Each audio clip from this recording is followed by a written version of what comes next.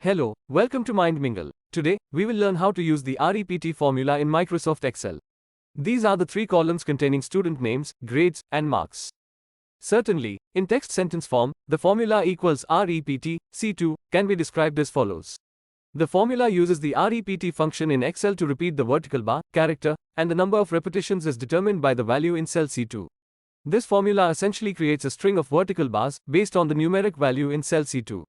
To change the cell font to Playbill in Excel for cell D2, select D2, go to the Home tab, and choose Playbill from the font drop-down, or type Playbill to see the available option.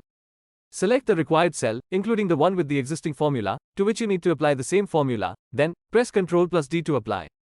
Now we created a horizontal bar chart with length determined by the value in cell C2. Now, horizontal bars are added to all the selected cells. Thank you for watching. If you enjoyed the content, please give it a thumbs up and consider subscribing for more videos like this. Your support means a lot, and it helps us create more valuable content. Don't forget to hit the notification bell to stay updated. See you in the next video.